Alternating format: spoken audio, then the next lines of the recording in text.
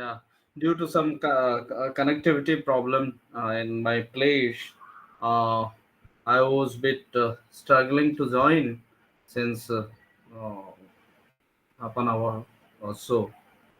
Anyway, now the problem is sorted out. We will start with the class. Yesterday we have uh, discussed about different components of field work, and I was explaining about different uh, task or different components you have to carry out in your fieldwork practice. We also went through some of the practical situations which we have to encounter in the course of during the course of field work practicum in a real field situation and real field situation.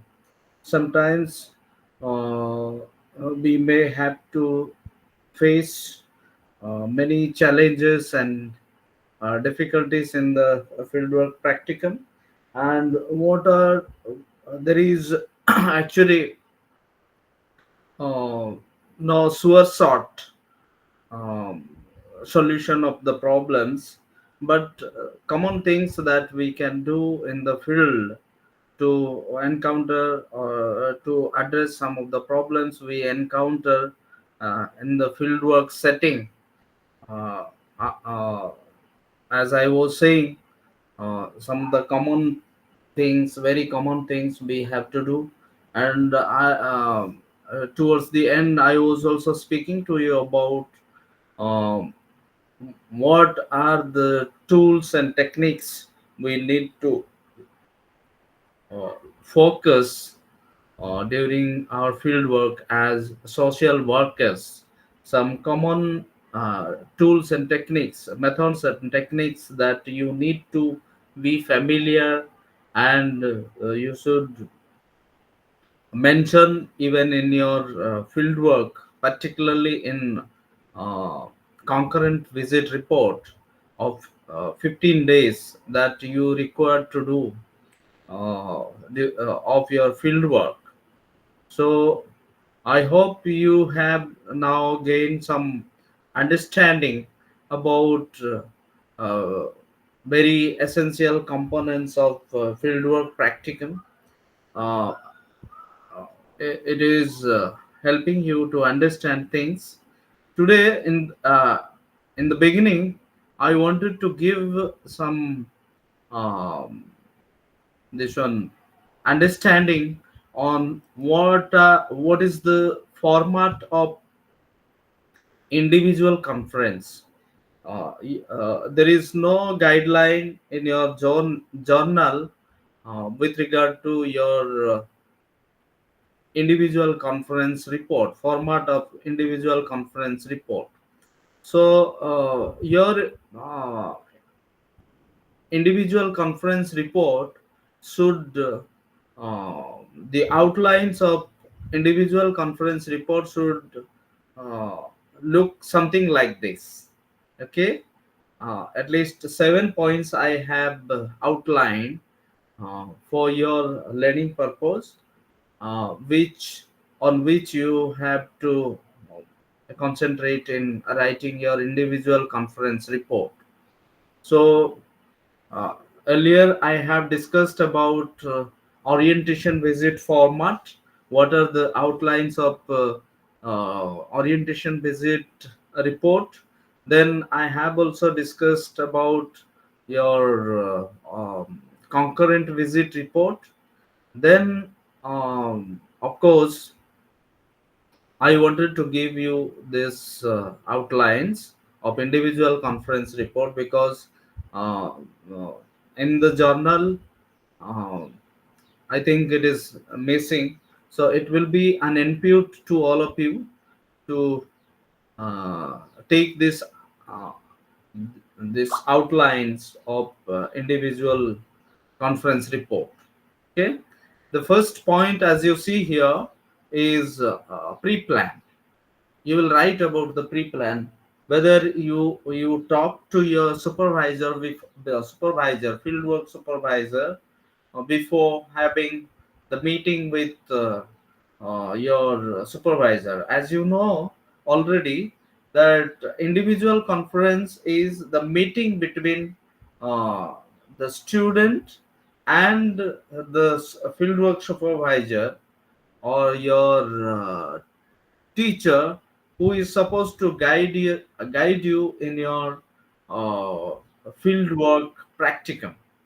So you are to meet in every five reports, in every five field work. You need to meet your teacher to discuss different things through one-to-one relationship. You are to share your problem, or your needs, your requirement, or your expectation from the fieldwork supervisor, and he comes up with some solution for you. Hello, sir. And yes,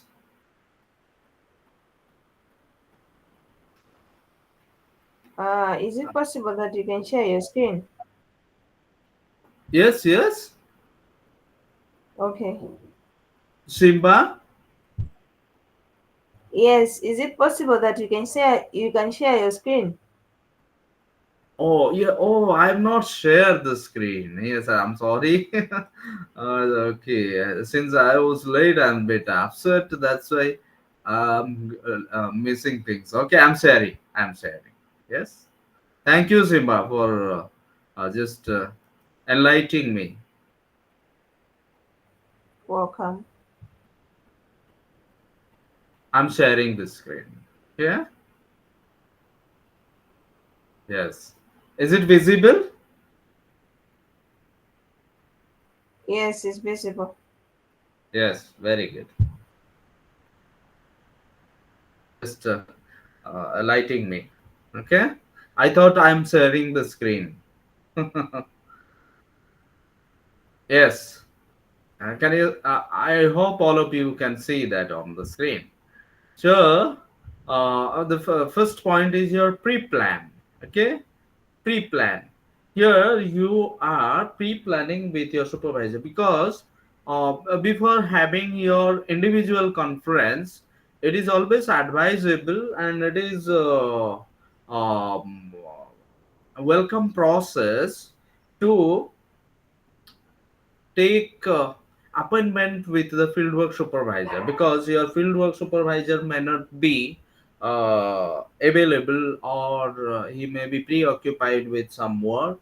So you are just making a call or giving a call, and taking his appointment, and you want to give some this one preliminary information about what you wanted to why you wanted to meet him or her, through one-to-one relationship. And you can have, when you decided where you want to meet, whether library of your college, or institution, or that may be any uh, uh, common place, or any venue where comfortably you can have safely and comfortably you can have discussion about your problems or expectation that you wanted to have from your fieldwork supervisor. So as I said, you fieldwork supervisor, you are just pre-planning, you are discussing, okay, uh, with the teacher or a fieldwork supervisor, to have a meeting in the pre-plan. Okay, you are deciding the venue, the timing, and uh, the crux of this one, your discussion, the main point of your discussion, you can share with your teacher or fieldwork supervisor, who plans how to help you. Okay, so that is what pre-plan. Then number two, you could write objectives of the conference in detail. You can write the statement of objective of your this one individual conference. For example, you can write to seek doubt clearance about field challenges on specific issues that you can mention. Field challenges um, to um, know about the procedure of social welfare administration. I mean, to gain some preliminary idea about um, social welfare administration, you can ask your fieldwork supervisor how to capture it, how to understand what are the things that come under social welfare administration, what activities I should do to reflect on social welfare administration. Such things you can just mention what were the major objectives of your individual conference. That is objectives of conference. Okay, this I have given just for your example, but the things may be many things out of that. Okay, this is your point. This is your point. Objectives of the individual conference or conference. You can say individual conference.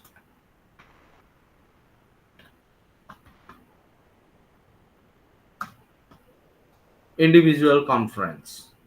Then you will write in your report of individual conference. Third thing to write in your individual conference report is topics discussed. Here, just you are outlining the objectives, what you wanted to do in your individual conference. Okay. Then here you will write what were the topics you discussed. Okay. What topics you had discussed. See, we have certain objectives. We have certain objectives that we want to do, but things always don't go with objectives. Some changes happen, or we may have discussion bit more things. So everything that you did, okay, everything you had discussions about, you can mention here what all things we you discussed with your fieldwork supervisor. You will discuss your mention in detail under this point, topics discussed. Then number four, you fourth outline is your problem solved by supervisor. What problems you had in your mind before going for individual conference, and what problems exactly you have to identify. You have to reflect on the specific problems that were addressed by your fieldwork supervisor.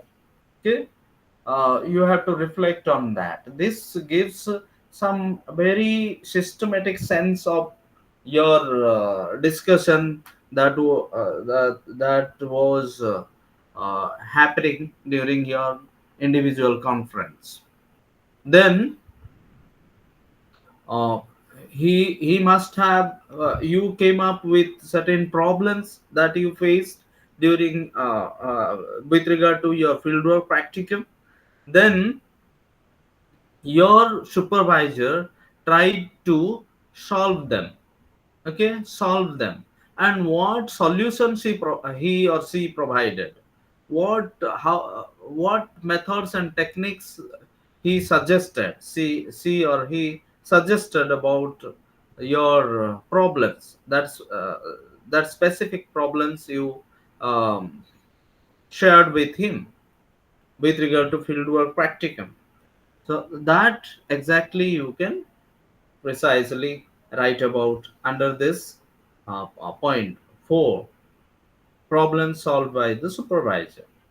Then number 5 is your suggestions from the supervisor. So what are the personal suggestions, general suggestions provided by the supervisor? See, for solving problems, he must have given some professional tools, professional knowledge about techniques about solving the problem specifically. Any other additional suggestions supervisor gave to you, that also you should mention. Okay, you should mention what general suggestions your supervisor gave, uh, in addition to the solution to your problems. In addition to some solution, appropriate solutions or measures to your problem, what additional information he gave, or what suggestions he gave about your personal conduct, about your behavior in the field, about your behavior in the fieldwork agency, what suggestions he gave for your personality development, to mend your ways while uh, participating in your fieldwork practicum. Okay, that's what also you will write for yourself, for your improvement, what he or she suggested you. You have to enumerate some of the things. Okay, then of course you will summarize your this one learning here. Number 6, what key learning you had on that day. You should reflect on what new things you got to understand through that individual conference.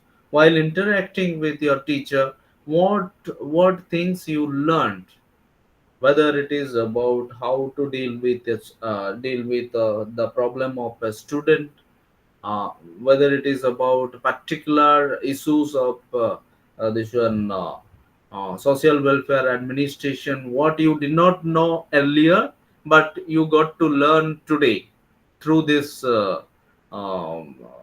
individual conference. Okay, you can write at least one, two, or three if you have learned them. Okay, then you can conclude. uh, Above all, what you feel about this individual conference, uh, uh, and what is your um, future plan also you can write about in the conclusion session.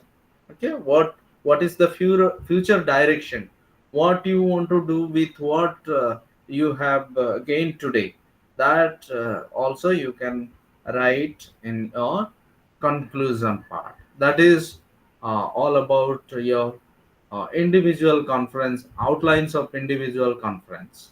And I have given here date of individual conference, and place also you can mention here.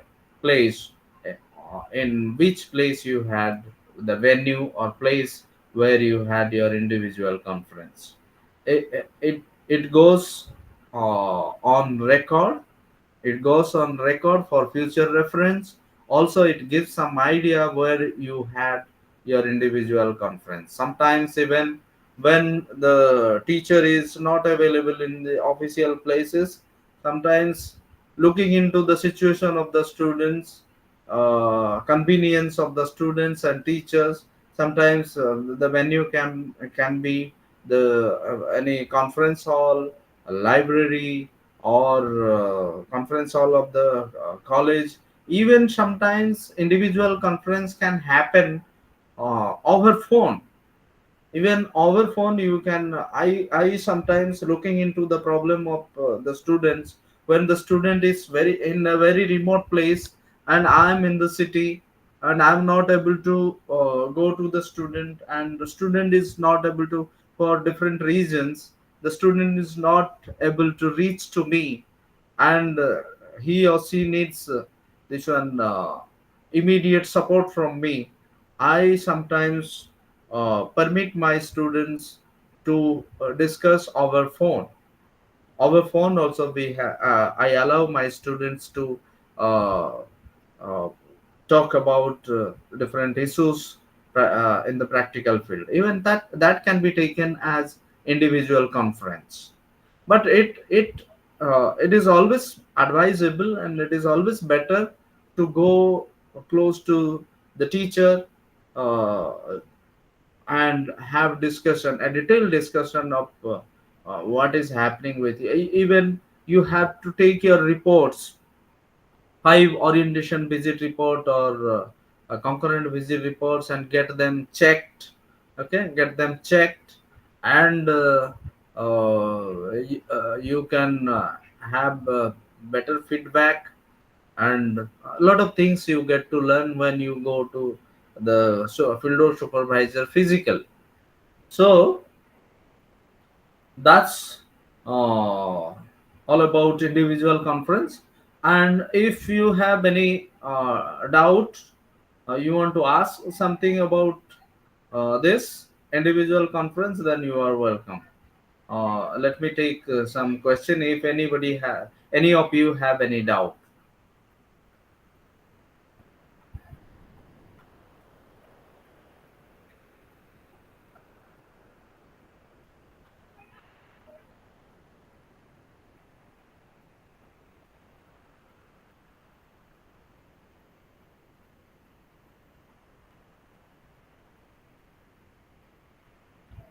Okay, that's fine. So I think you also did not have um, a format about induction meeting. Induction meeting also did not have any structure. Did not have any structure about this one induction meeting.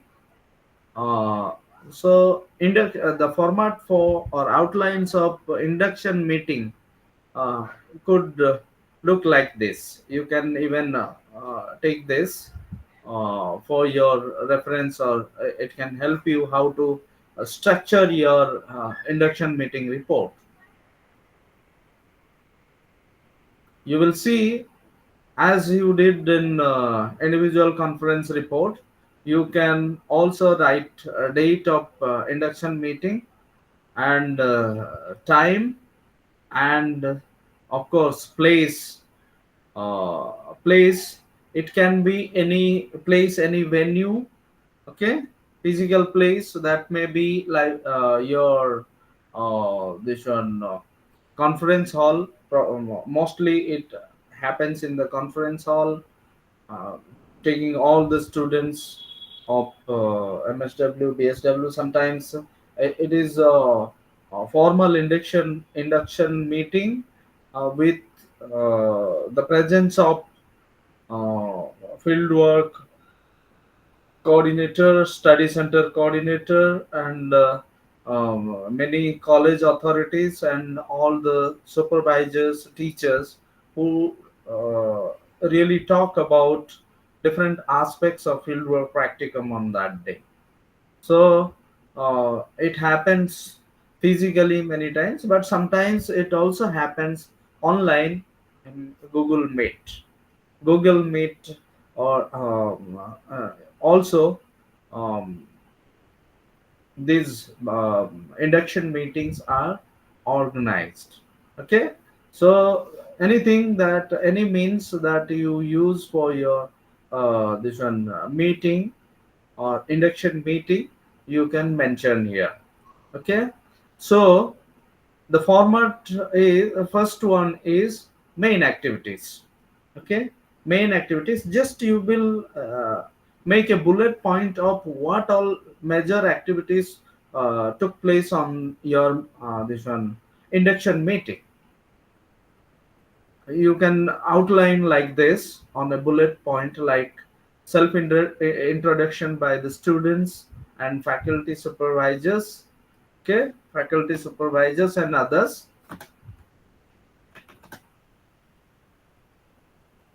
Sure. And others. Then the next major activity could be under main activities. Okay, main activity is the point here, subheading here. So under main activities, you are just outlining some of the major activities uh, undertaken in that particular meeting, induction meeting. Then discussion on fieldwork by fieldwork faculty supervisors. Okay, faculty supervisors. Then question question and answer session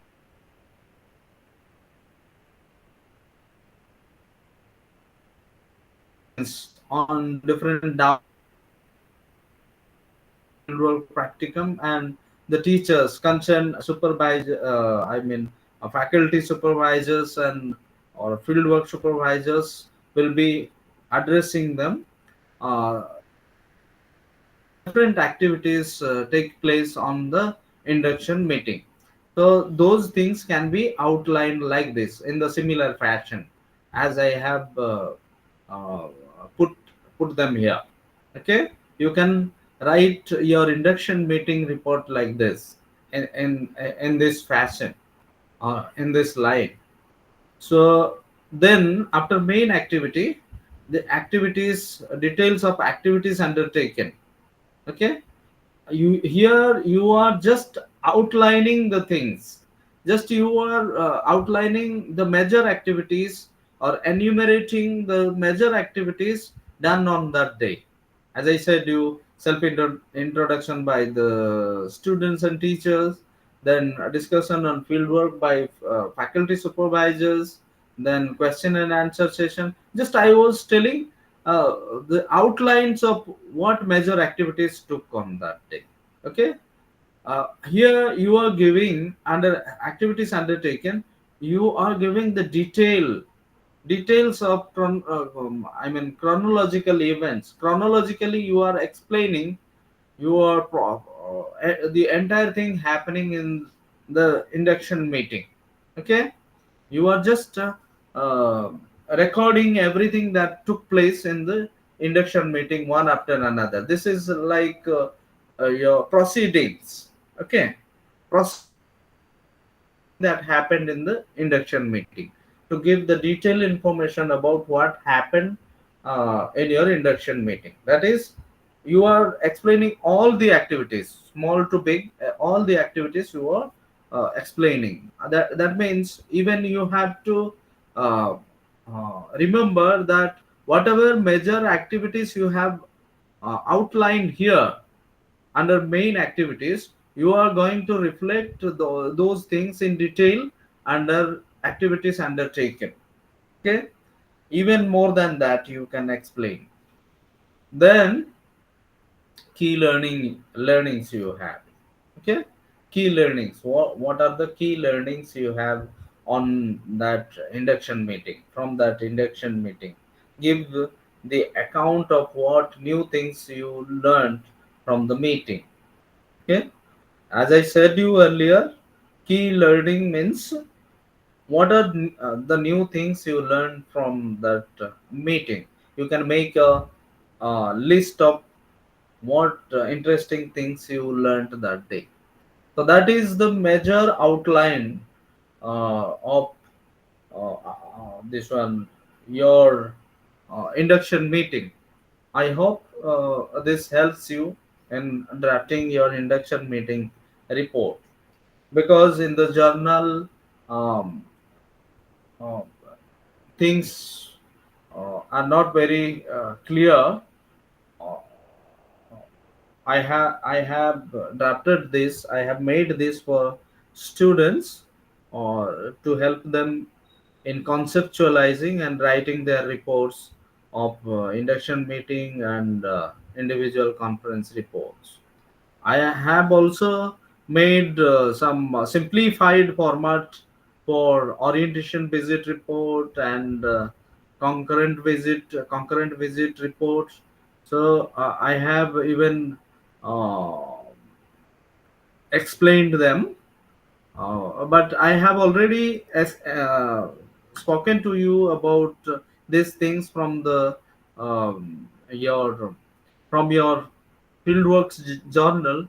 So unless you are really interested to take this, I should not overburden you with this.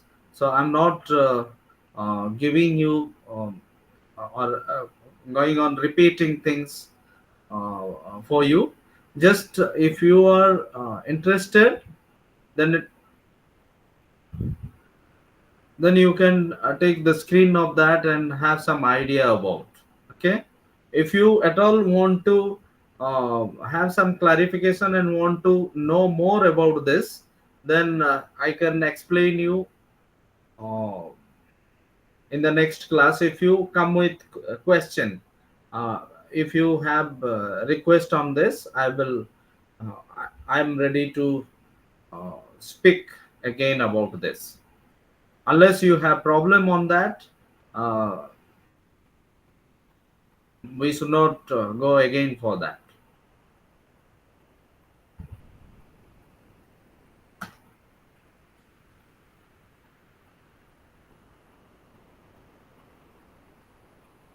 Just take out of that, and you can use them for as a guide for your report writing.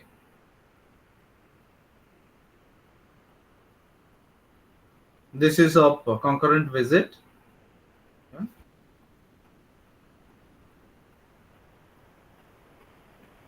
Here, another interesting thing, I always advise students to write in addition to all the formats. I tell the students to write. It is easier for monitoring actually, and if you become supervisor, or um, you have the responsibility to supervise the people under you, working under you, you can uh, if and at all you want to have the complete account of how they are spending their time, you can use this time task recording. Okay, time task recording is a very important tool to monitor the activities of your this one of the workers working under you. Uh, like you see, time slot. I mean, you can say, suppose you start your work at 10 a.m.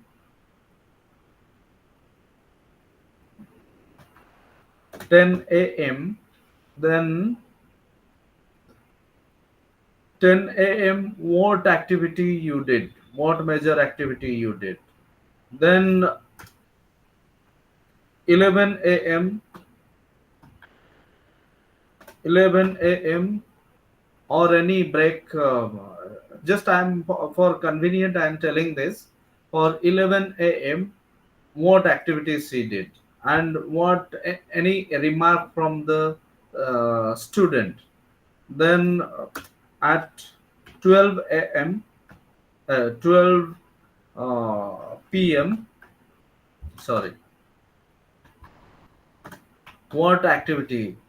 Then suppose the person stayed, or you stayed for uh, uh, 6 hours, then you have to stay till 3 p.m. 10 a.m. to 3 p.m. You have to mention in each slab of time what activities you undertook, and what problems or challenges or anything interesting you want to remark on, you can express here.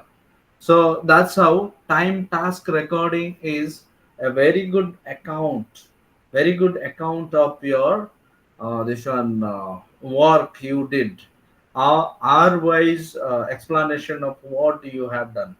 And when you become the supervisor in any of the agencies or anywhere, you want to monitor the activities of the this one your sub worker or subordinates, or you are in charge of monitoring the day activities of any people, then you can use this uh, for monitoring different activities of the day. So that's how you can include even this if you are interested. And as a supervisor, if you use this, there is no chance of this one misappropriation of activities, or the uh, cheating or drudgery is lessened through this process. So I hope you have recorded it. Then of orientation visit also, I have some simplified format.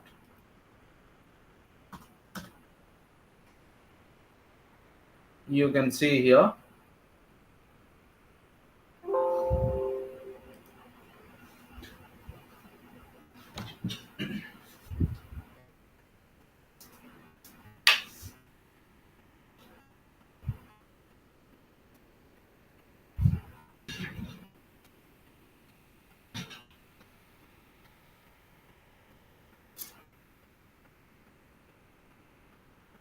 With some examples I have given them. Of course, they are also discussed in detail in your this one journal, Fieldworks journal. You can go through them.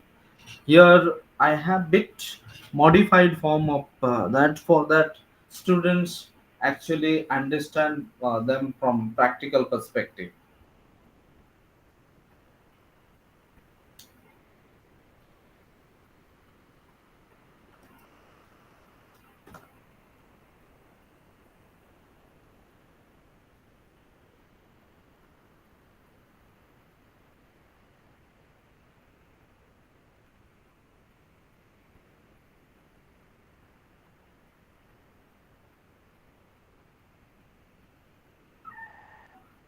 So go through all these formats and use whichever term you feel uh, it is better for you, or it is easy for you to conceptualize.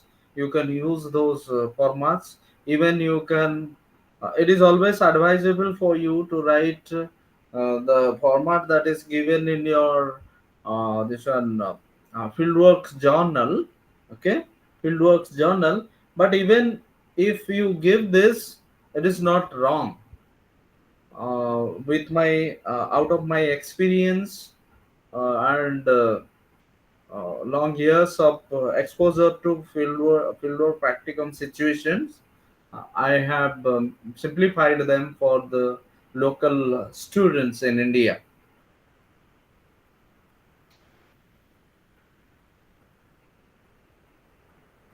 Go through them, and if any of the points you want to wanted to have clarification on, or you want to understand, then you can ask me tomorrow during the class, so that we can have a better discussion and we can understand that.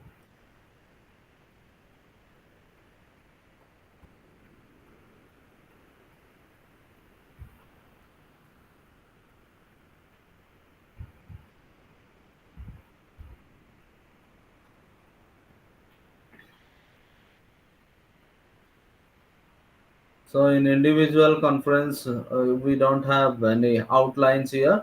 I have given you uh,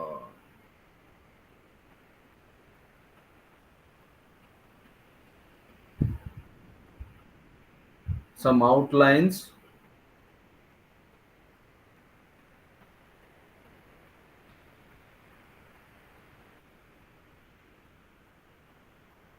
So the last individual conference has some features that um, they want to tell you the that after completion of all these reports, your orientation visits, concurrent visits, then your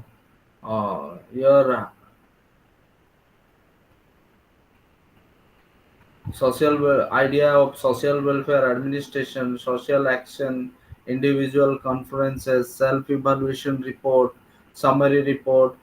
After writing everything, you need to go to your fieldwork supervisor with the complete report and get it checked with your fieldwork supervisor. That is always advisable. Okay. uh, you go to your fieldwork supervisor and that should reflect your report of individual conference 5 or fifth individual conference report.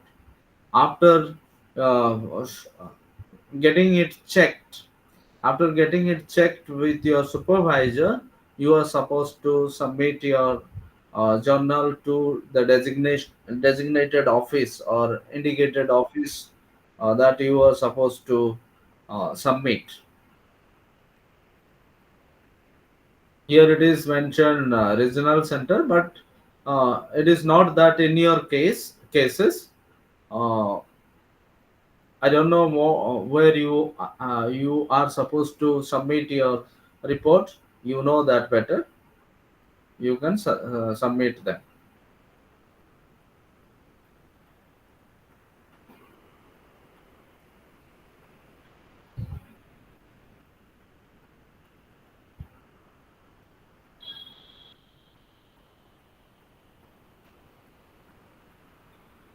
Just we can have some idea about uh, evaluation of sixth semester BSW fieldwork. Actually, what how your knowledge, your performance is assessed. Uh, this one during your of your sixth semester BSWG fieldwork. Okay, what are the basic ideas, the or basic parameters on which your this one your skills, your improvement is evaluated. Okay, your improvement is evaluated. It is um, likely, or it is important to know what things are expected from you, what improvement on what all things is expected from the students, so that you reflect those things in your report writing. It is better to discuss with you about what parameters are used to evaluate your knowledge or your skills or your improvement through this sixth semester fieldwork practicum.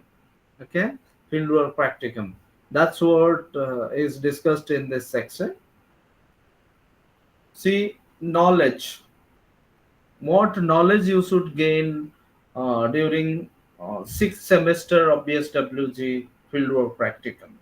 What what you are expected to understand or gain knowledge on what all things, that you should reflect knowledge about community power structure and community power analysis.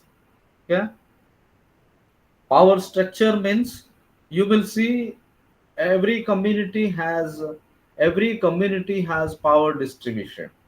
There are many sets of power distribution in the community.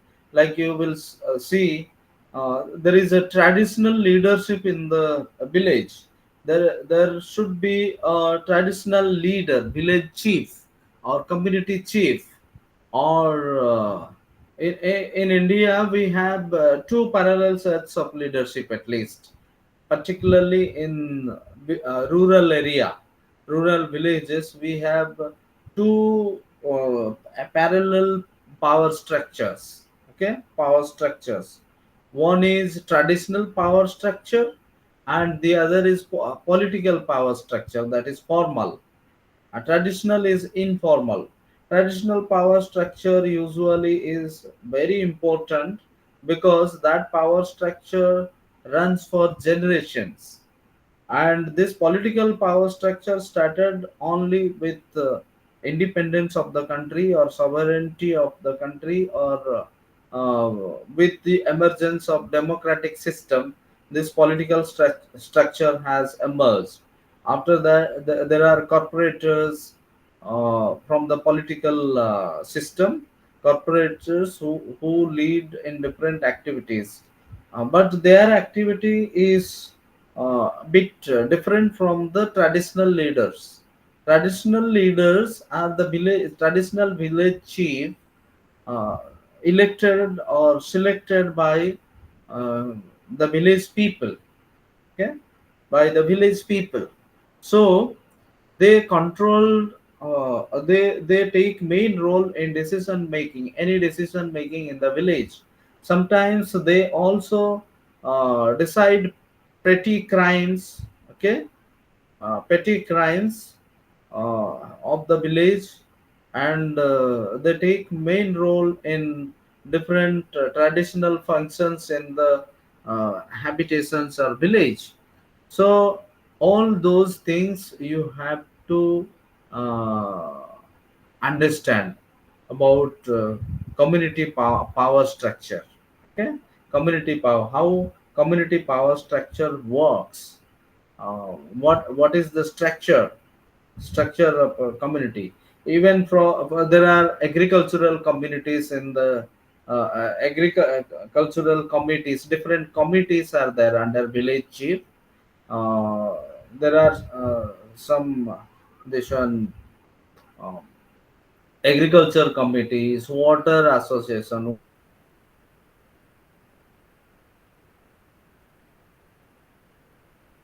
those are power mechanism operating in the villages. You should understand that. Then uh, number two, knowledge about different interests of various groups, and use of this knowledge to negotiate between these groups for reaching common understanding.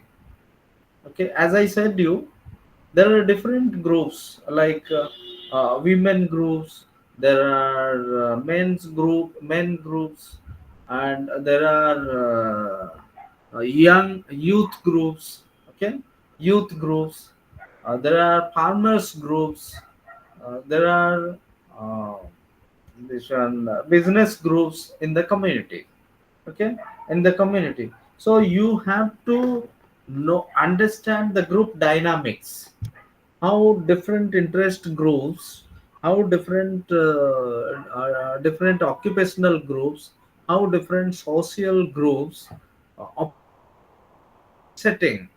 In the community setting, we must understand as social workers.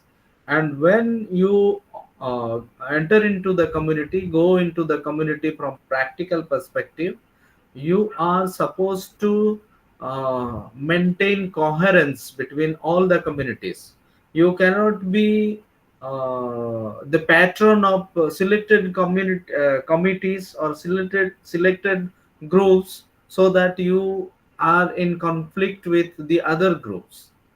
So you have to appear yourself in a very neutral position, very neutral position. And when one goes to work for the people in the community, one has to maintain that neutrality and keep equal distance from all the groups in the community.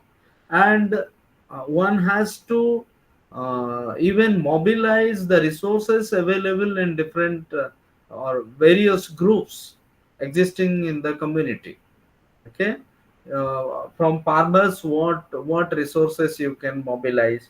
From youth, you how you can use the youth group, how you can use the women group, how you can use the farmers association. All these things you must also see practically in real situation how they operate. That is important to understand about the practical situations in the community. Then you knowledge about group dynamics and its consequences on functioning of the group. As I said, there are different interests, differential this one attitude and perception uh, uh, of different groups functioning in the community, different groups functioning in the community. So all cannot be equal. There are dynamics, there are changes, there are differences. So, and because of these differences, there are sometimes conflicts between different interest groups. There is conflict. Even some in some stratified communities where multi-ethnic people live in, there are sometimes regular conflicts between them. That's why you must also understand the group dynamics, differences between group, and you have to cautiously deal with those differences. Then knowledge about different ways in which different people communicate their feelings and ideas. Okay, see, youth and educated people have a different way, different gesture, different style of expressing their different or feelings. Sometimes there are some uneducated people, illiterate people who never went to school. They have a different way of expressing their feelings. There are some people who can be very heated, and they speak, they express their thought in very high pitch of voice, very high pitch of voice. Sometimes you get frightened while understanding them, but they are not as dangerous as one can think. That is their style of expressing their feelings and ideas. Sometimes people who speak very soft and don't but they can be dangerous, they can be dangerous materially. So you should know those cultural, linguistic components, ways of expressing, styles of expression of feelings and ideas. Sometimes you have to know those dynamics between different people. Okay, and people with different experiences of life also have many times, many people have many ideas, and they have strong feelings for something, but they are not able to express themselves. So you also have to pay heed towards that, to understand um, different things. Okay, um, and your mind, your conscience should be very open while dealing with people. I always say to my students, in the present world, dealing with human beings is the most difficult task. Okay, and as social workers, you are to deal with human beings. You cannot do social work without human interest, humanitarian attitude, human among human. Most of your work centers on human beings. So dealing with human beings,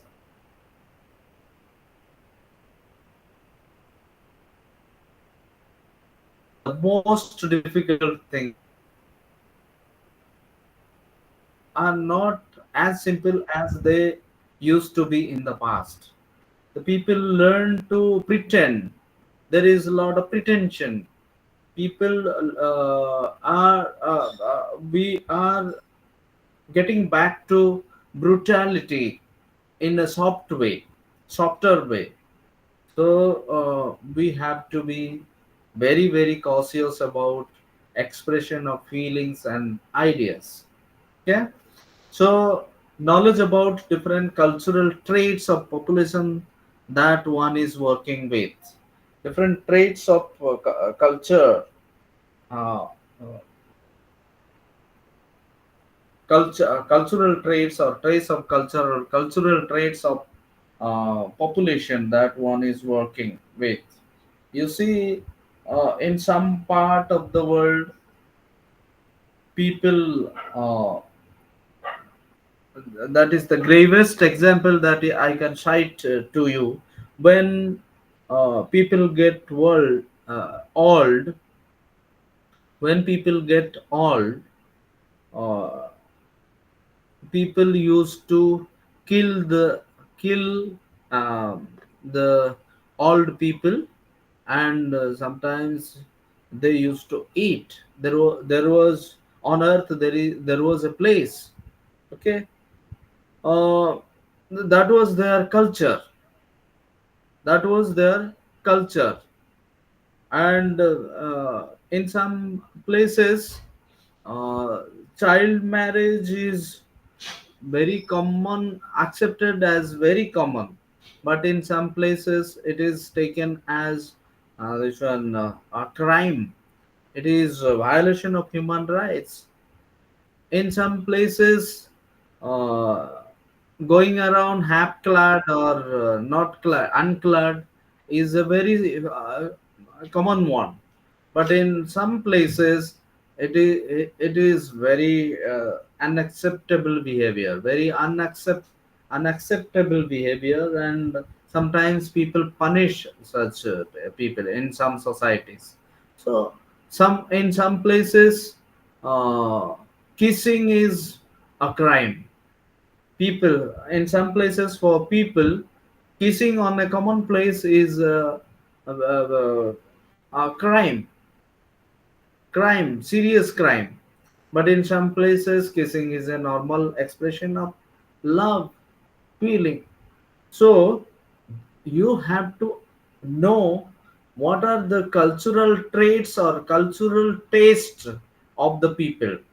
You simply, when you get into a community, you have to understand what are the value systems, or what are the cultural traits practiced by the people of the community.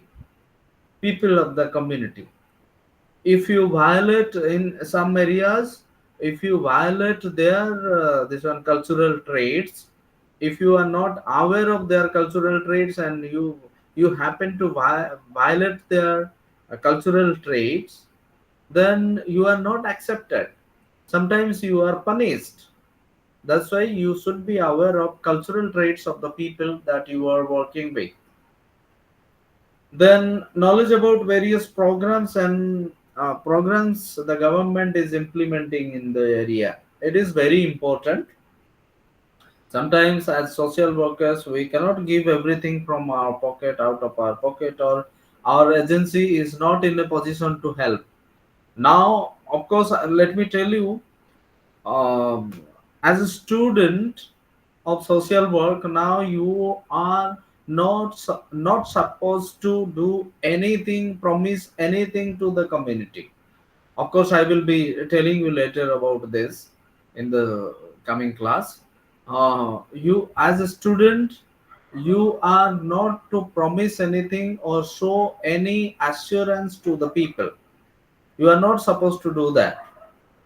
People usually, when you go to a community as a educated person, they call you sir, sir, madam, madam, and sometimes they have certain expectation. People think, illiterate people think that you are going with some benefits for them. Okay, when you go to the community, they always have the expectation that you are going with some rewards for them. You are going to undertake some survey out of which they are going to benefit it. So sometimes they have such kind of expectation, and from your part you should be very careful, and uh, let them know at least that you are a student and you want to know about people, know about them, and you are going to them with certain purpose. Okay, you are a learner, you should tell them very clearly. And of course, as I was saying, you should be aware of different government programs. If you know about different government programs, what will happen? You at least can enlighten them about what are the schemes and programs implemented by the government in that area.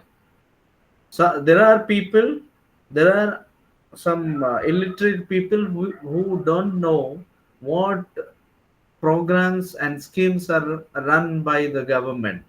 and that's why very often they are deprived of some of the facilities provided by the government. So your work as a social worker is to connect the needy people with those programs and schemes. You should link them, you should enable the people, you should empower the people through your knowledge dissemination and education and awareness, spreading awareness about different government programs so that they can they can be benefited to optimal level. Okay, you should enable people to tap those resources provided by the government. Okay, then next point is you should have knowledge about various programs the NGOs are implementing. This same thing, NGOs also, many NGOs are existing to deal with specific or specialized services to different needs of human beings, different needs of community people. So, as social workers, as a learner, you should know about them. That will help you in the future to connect people with the services provided by different NGOs. Okay, that will make it make your task easier while you are working for the interest of the people. Okay, then you also should gain knowledge about various specific uh, policies of government. Okay, government that affect the NGO sector. See, uh, different policies are also there that may hinder NGO sector and that may help NGO sector. In India, we have a new policy that has come, FCRA. Strictly, that is now implemented in India. FCRA, Foreign Contribution Regulation Act. Foreign Contribution Regulation Act. Now, earlier NGOs used to tap resources from foreign countries, uh, international organizations to operate their work in uh,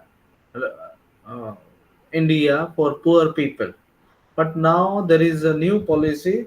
According to that, the NGOs should give all the account of pie and pie to the Indian government, whatever they receive from foreign government, how that is utilized on the ground.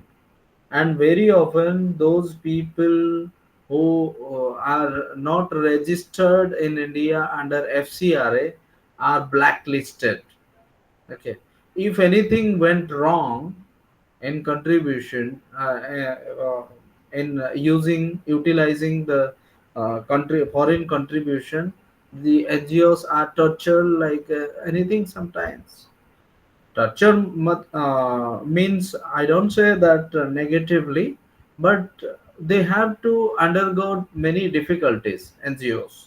So this is something like a challenge for NGOs, and every personnel working in the NGO as a social worker must be aware of this one in India. Just giving an example how this one government policies of government may affect uh, the this one practice of NGOs in many places. Okay, that also you should also know.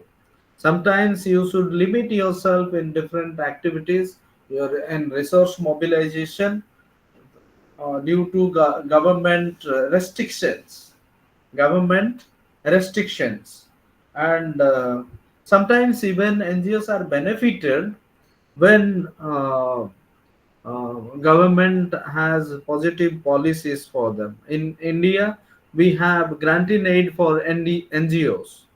Of course, that ratio has now been reduced, uh, the NGO, whatever the NGOs work on, they are supposed to receive some grants from the government if they are working on development sector and human welfare sector.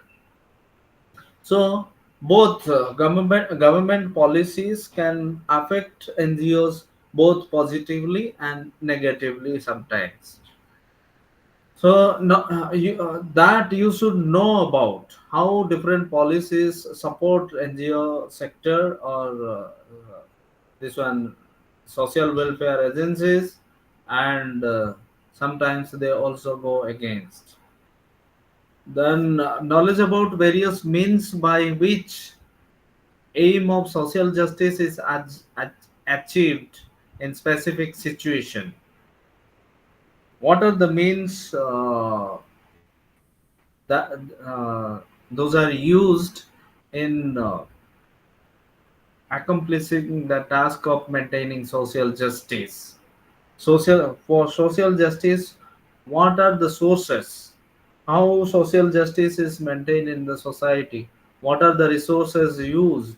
What are the sources of assistance uh, that are utilized for social justice programs on social justice that you should know for social welfare, for whatever works that are done in the field of social work.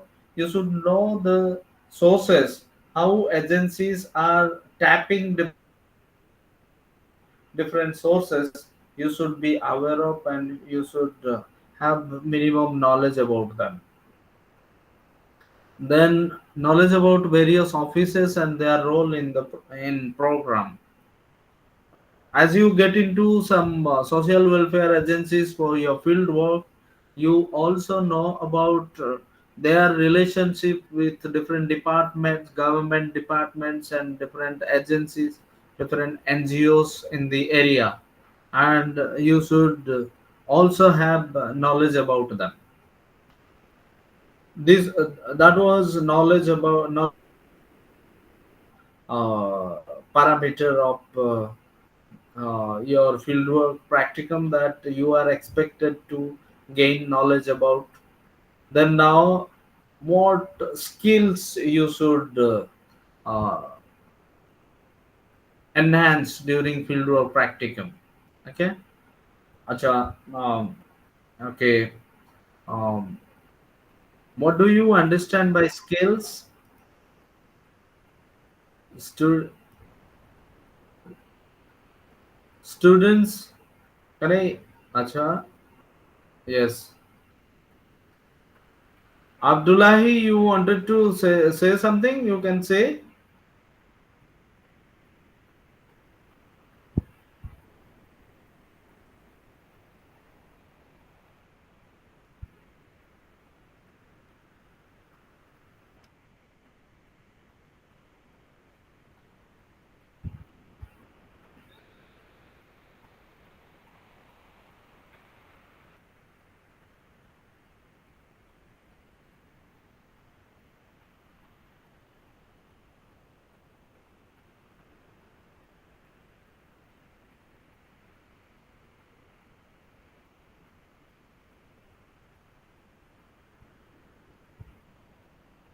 Abdullahi, you wanted to say something? Okay. Sure.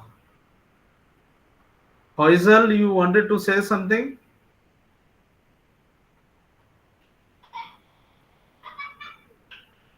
Okay. Uh, Francis, are you there? Francis? Yes, I'm here, sir. Yes. So I think I have your email ID. Okay. Yes, I can please. May say. you please share the format that you developed so that I can share with my friends? Okay, okay. I will share to you, and please Sure, thank you. share them to other students as well. my dear. Yes, I'll Okay. post it on our group. Yes, thank you. Yes, yes, yes. I will Okay. share to you, and I request you to post in the group so that others also can see. Okay. Yes, I'll do that. Yes, thank you. Uh, then um, yes, Mayton, Cliff. That is also with regard to your question. Okay, I will definitely share it. Uh, don't worry. Francis is going to share it on the group, post it on the group so that all of you have it.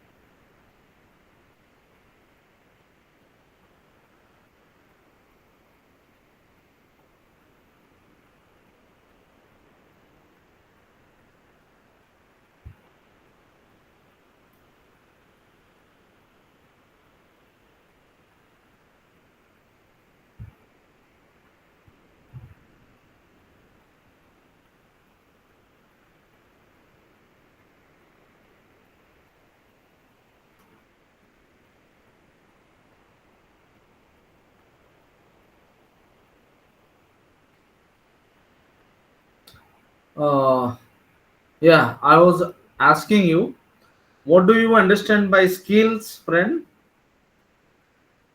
In just I wanted to. We know, we all of us, we know what is skill.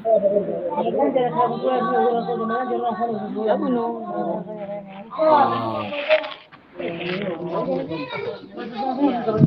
Ruth, may you please mute your mic? Ruth,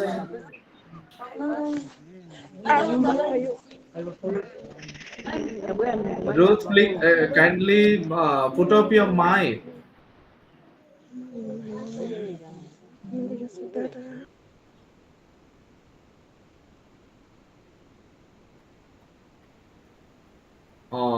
Yes.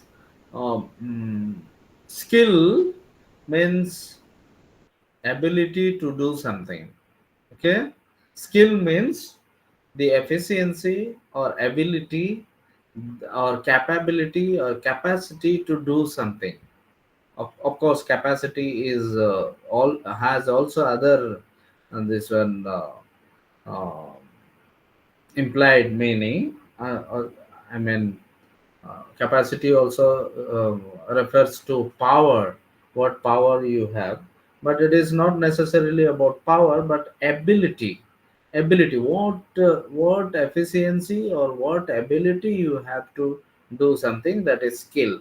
So, what abilities you need to improve.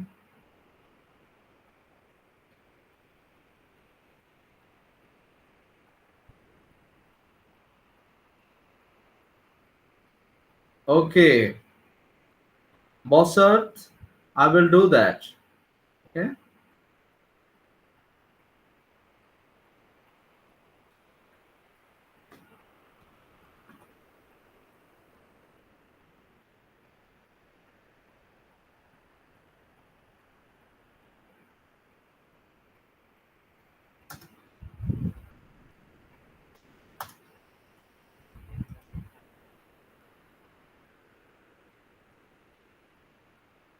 So, uh, skill is the ability to do something. So here, skill means ability to do social work in a better way. Okay, ability to do social work in a better way. In order to do social work in a better way, we have to improve some skills. We are expected to improve some skills while doing our fieldwork practicum. Skills while doing our fieldwork practicum. That those are, there is a long list of what skills we need to develop. uh, it is ability to use all the methods of social work in an integrated manner in the process of helping people to solve their problem. See, there are some problems which need integrated use of many of the methods, not necessarily all the methods, but more than one methods can be used for solving a particular kind of problem. When it is, the more it is complex, uh, the more number of methods you need to use while doing or while addressing the problem or dealing with the problem. That's why you must know, you must have ability, practical ability to use, practically use different methods of social work. Okay, you may be knowing the theoretical aspect of the things, you know the concept of different methods, but if you don't know how to use them in practical situation, it will be difficult for you, and you may not be able to uh, uh, do perfect social work get done. That's why you should improve your ability by applying different methods in the practical situations or practical setting while doing your fieldwork practicum. You use some techniques, some methods, some methods of social work while doing your fieldwork practicum in real field situation through the agency or independently that you are going to a community. Then ability to improvise and modify social welfare administration and social action skills as and when required.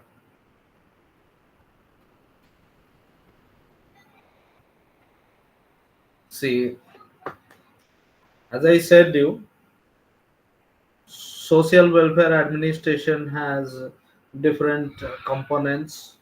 Okay, um, as I said, you post corp. These are the major reflection of social welfare administration or social work administration. You should always think to plan even smallest of the thing that you are doing in your at the community level or at the family level. You should make a plan. Okay, you should make a plan so that you are get habituated to make better plans. Okay, for your life also it is very important. When you do something, you just plan, learn to plan. Okay, learn to plan before doing it is it should be a trait. Okay, it is important to have a plan. If you are chalking out what are the resources you have, what problem you need, what you need, before doing anything, you have to make a need assessment. A need assessment, first thing you should, for running any program, you first thing you need to do is your need assessment. What all things you need to do, what all things you need, resources you need to do something. So then you can locate what are the resources available with you and what resources you have to arrange. Okay, what resources you have to arrange. If you are planning to build a house, you have to first see what are the materials you have, what materials you can get arranged. Okay, get arranged. So you have to think before you start working on building a house. So that's why always there is a need of planning, your then organizing things, then your stepping, I mean how much human force you have, how, what are the human resources you have, what responsibilities should be given to whom, who should take what responsibility, all these things are required.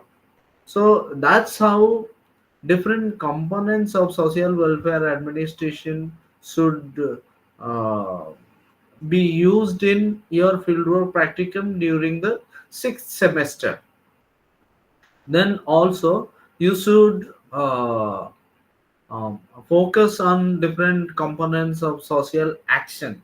As I was saying to you, first thing is conscientization of the community against existing problem in the system is the most important thing. Educating people and conscientizing them or awakening them against a prevailing problem or upcoming problem. You should awaken people. Many a time or often people don't know how they are facing problem, what is the upcoming problem. That's why many problems persist. So as social workers, when you are thinking from the social action perspective, you have to think of some basic components. First thing is you should conscientize the people. Okay. For the primary thing you have to do is you have to understand the problem first. You have to understand the problem of public interest. Okay.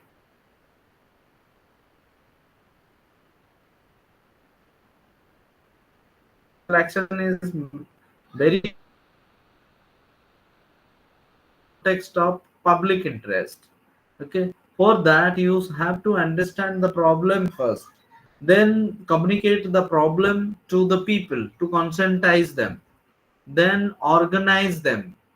Okay, against the problem you have to organize the people, then you confront the people who are creating the problem, people who are creating the problem, or you can just counter the problem, so, cause of problem together with the people, with the support of people. And you need also some kind of bargaining or agreement. Okay, agreement between the parties, your party, your interest party, and the problem party. So there is a need for that. And these are the basic components in social action. Okay, social action. So you should be able to relate your activities or anything you do, any relevant things you do in the community to all these methods. And when situation arises for social application of social welfare administration or social action, or both of them, you should be able to use these basic components or basic tools and techniques and models. You must have studied about different models used in social action method. If you have not studied, please go through them and try to get more knowledge about them, where particularly when you are working on human rights and rights of different people, and when you are working for social justice, you have to use the social action method very often. And you have to create pressure group and this one build pressure against the people who are causing problem. Maybe it can even be the government.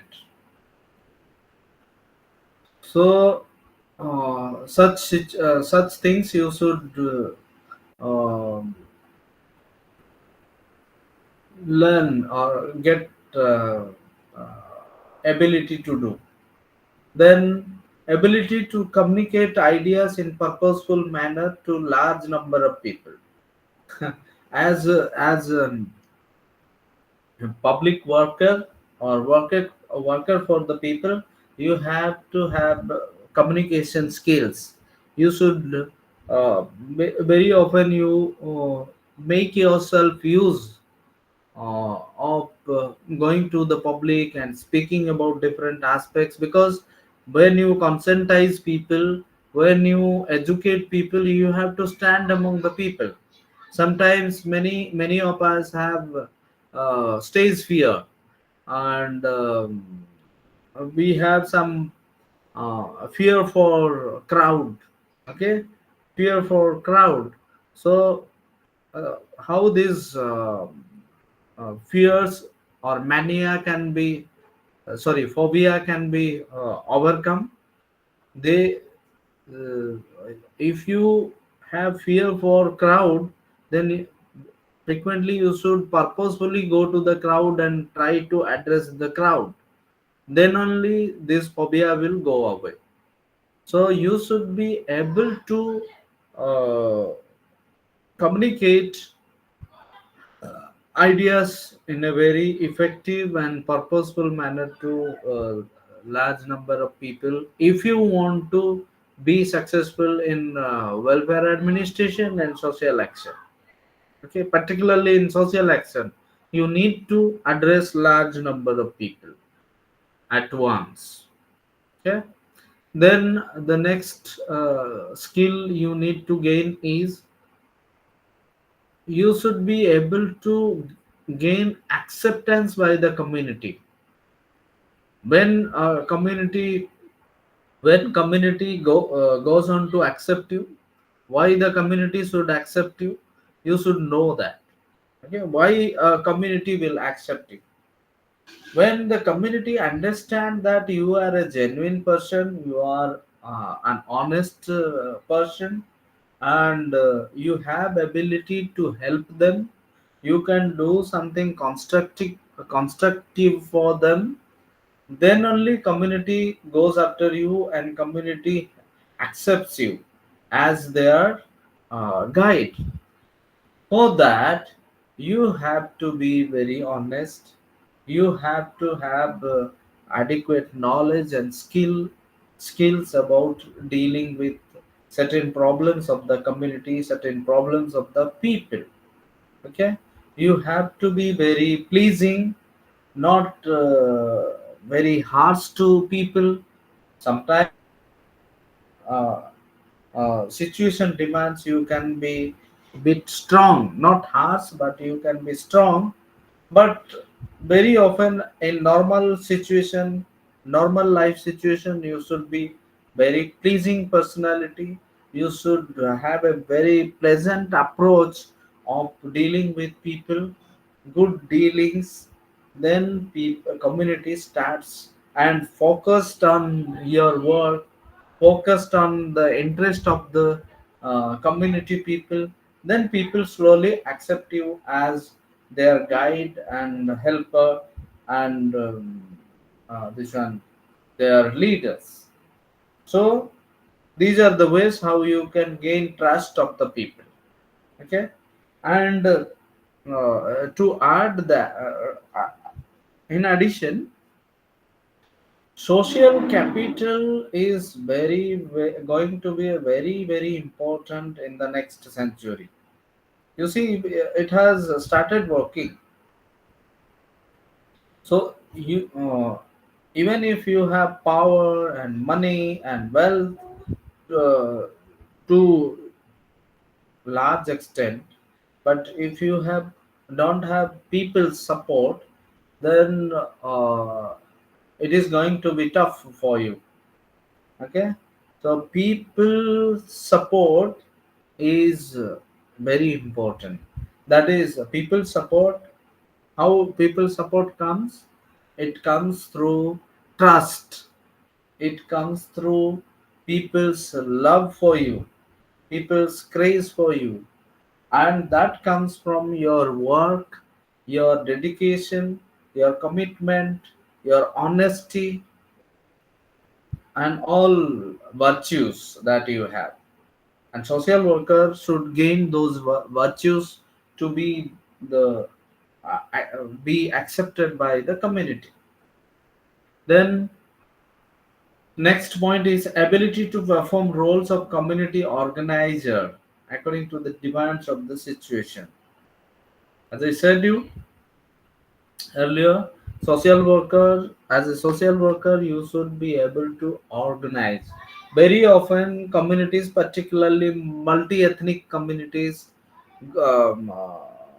communities with dynamic groups, and communities with groups with different interest, differential interests, have many this one problems, and they are disorganized. Okay, disorganized.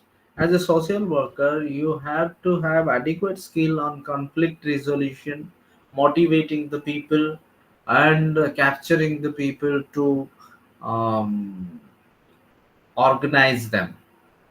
You should have a voice to speak to the people.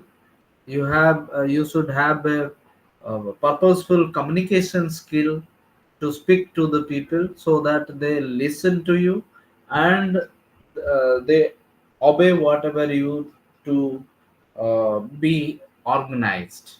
Okay. Then number 7, ability to mobilize resources from within and outside the community.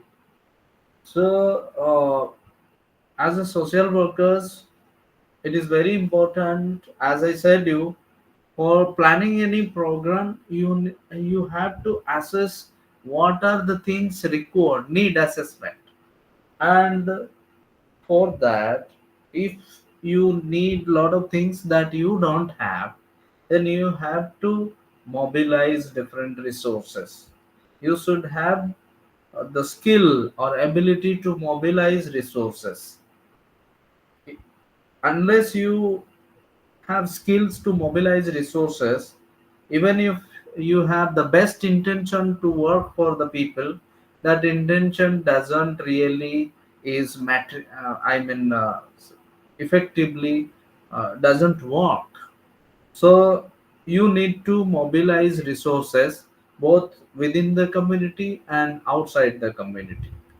Internal resources of the communities are like human resources, youth, women, how they can contribute in terms of labor or monetary contribution, or monetary contribution from the rich people in the community.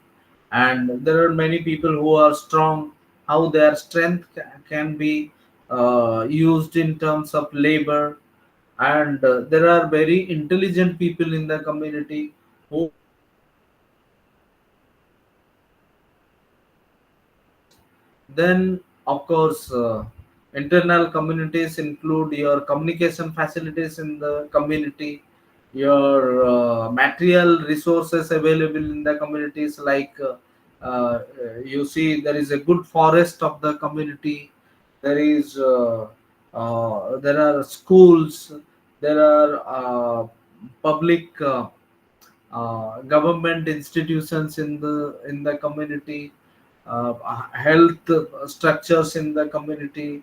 Then there may be water resources in the community. Uh, uh, there may be livestock resources in the community which can be sometimes used. There can be lands. Okay, there can be effective lands which can be used for different purposes. Lands. Then there can be trees in the community, even in the smallest example, trees. There can be trees. Okay, so those are internal resources. Okay, you have to do resource mapping in the community. You should be able to do resource mapping.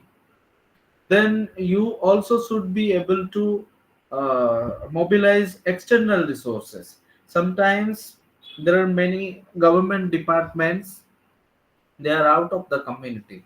Government departments, external donors, okay, people of the community who live outside the community.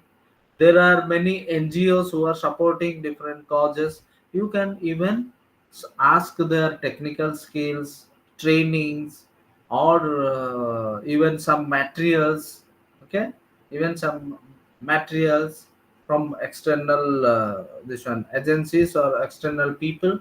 You can mobilize resources, so you should be able to mobilize both internal and external resources. The resources that are outside the community are external resources, and the resources which are present in the community are the internal resources. So you should be able to mobilize both the kind of resources for your purpose as a social worker. Then ability to communicate one's experience of social welfare administration, social action initiatives to the authorities who can bring about change. As I said, you should be a good bargainer. You should be an effective, efficient communicator to speak your problems on behalf of the community people. You should be able to express them more purposefully and efficiently. Then ability to observe and learn from individuals who are performing leadership roles in different situations. See, during your fieldwork practicum, you will definitely come across people who take leadership roles under different agencies. So you should observe them, how they are using different techniques, different this one, methods to organize people, to control people. Okay, control people under different situations. You should keep your eyes open to see those very powers and resources, soft resources used by the leaders.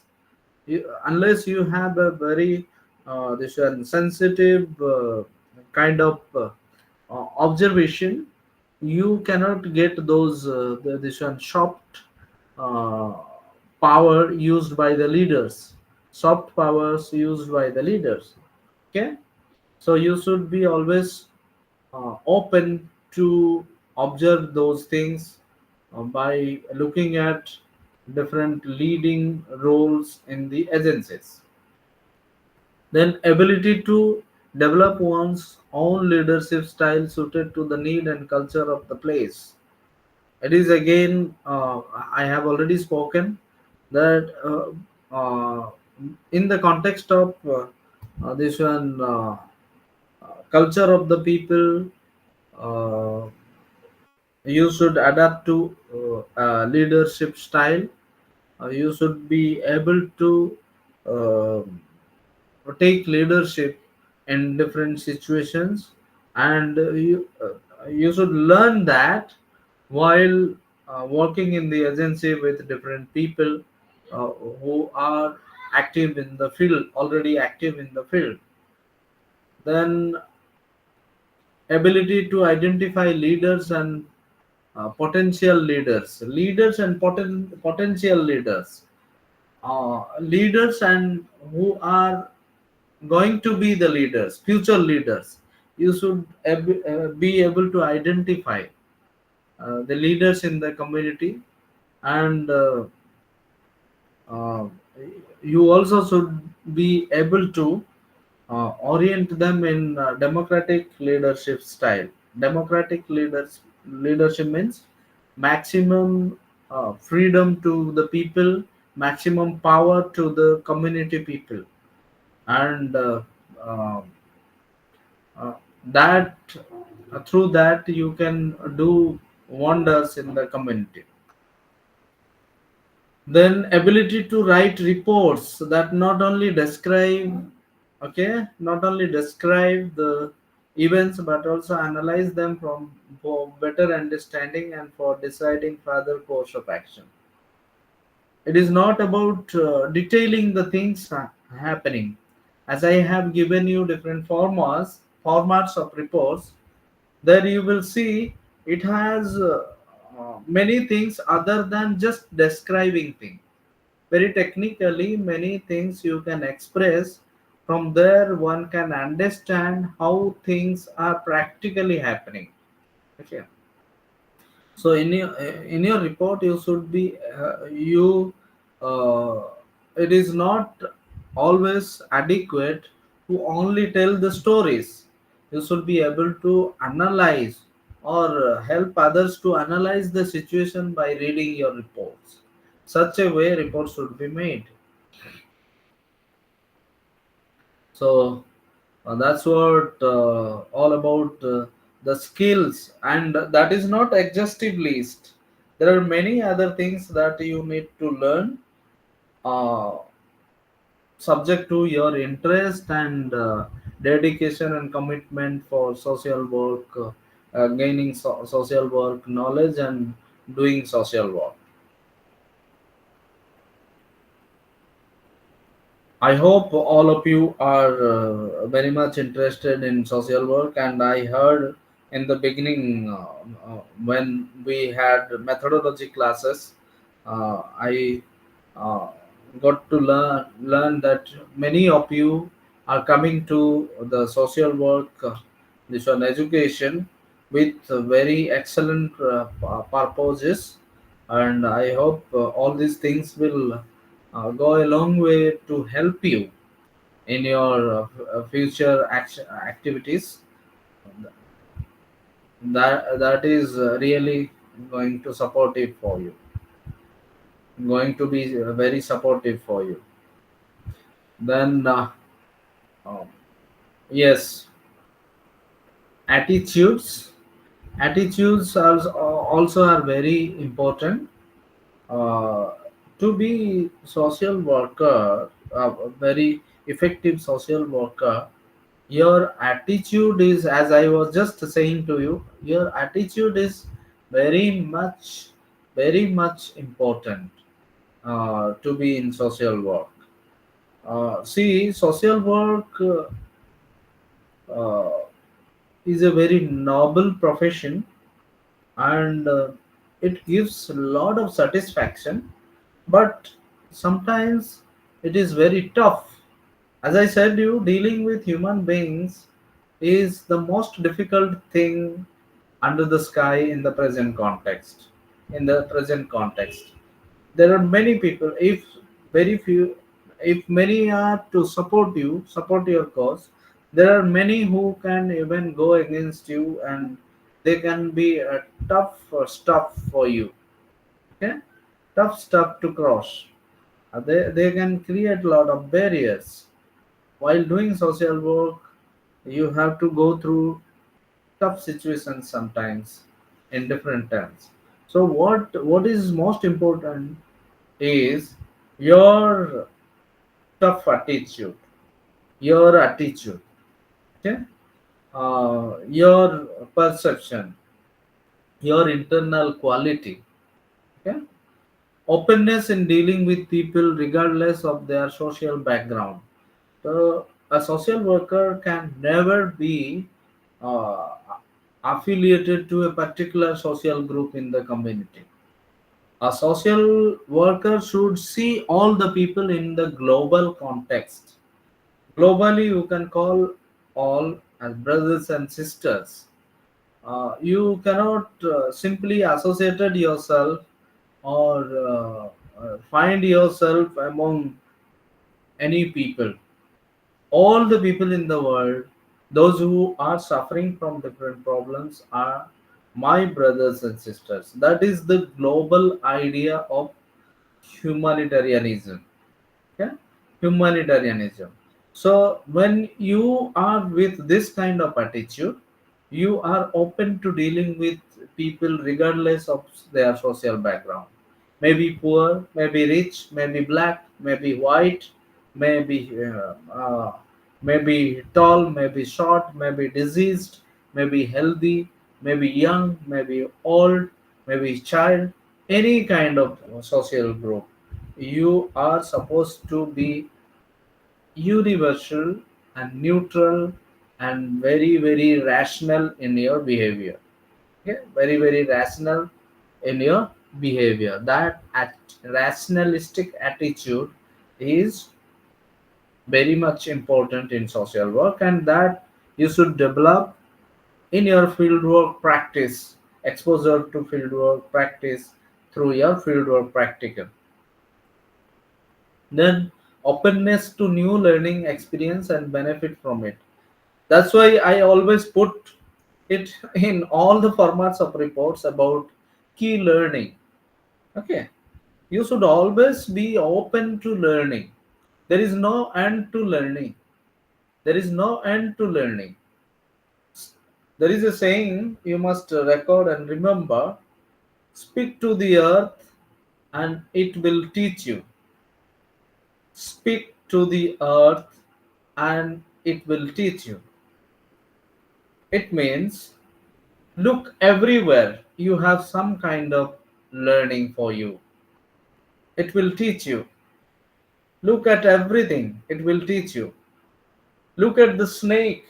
It has something to learn for you. Okay. Look at the sky. It has many things to learn for you. Okay. So a social worker should be very open to learn from even a kid or small child. You have a lot of things to learn. We have our parents to learn many things. We have our teachers to learn many things. We have many people, even the worst of the people in the community have something to learn for us. Okay, if you have learning aptitude, if you have learning attitude, then you can learn many things from even the criminals. Okay, criminals. That's why there is a need for you should be open for learning in attitude. That attitude should be groomed uh, while dealing with many people in the field practical situation. Then non-judgmental attitudes toward non-conforming individuals. Non-conforming in individual space, those who are not obeying law and order of the society or the nation. Even society, community, those who are not obeying the law, principle, and commands of the community. Even to them, you cannot be always critical and judgmental. Judgmental means judging somebody. Oh, she is, he is stupid. Oh, he is not good. He is uh, a proud man. So taking making such kind of this one, such kind of remarks on people makes you a threat. Makes you a threat. I mean, those who you are working for are not very comfortable for with you. See, to err is human. There is a saying: to err is human. So nobody in the world is perfect. We, as a social worker, you should understand this, that nobody in the world is perfect. That's why we should not be judgmental to our clients or the people we are working for. We should make them comfortable first, then make them uh, close to us so that we can help them. They can open up themselves towards us. We can work with them. Then willingness to cooperate with others and achieve common goals. This is teamwork. This is about teamwork. Don't be Mr. Know All everywhere, or Mrs. Know All, or Miss Know All. You cannot be Know All. This is not about uh, one man effort. You have to work with others, cooperate. There is a need of cooperation, and cooperation also is an attitude. Very often many people think that they don't need anyone, they can do them those alone.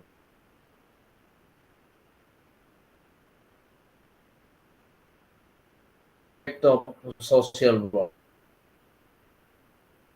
we have to work with others in cooperation with others. That's what cooperative attitude.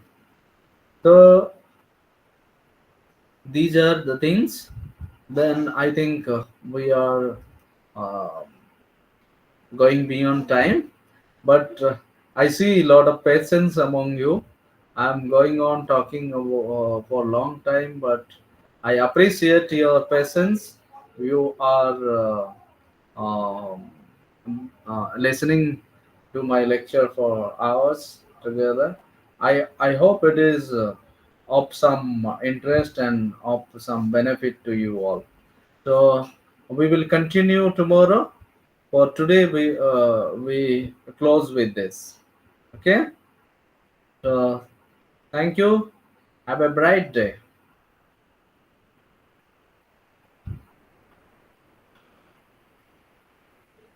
Thank you, sir.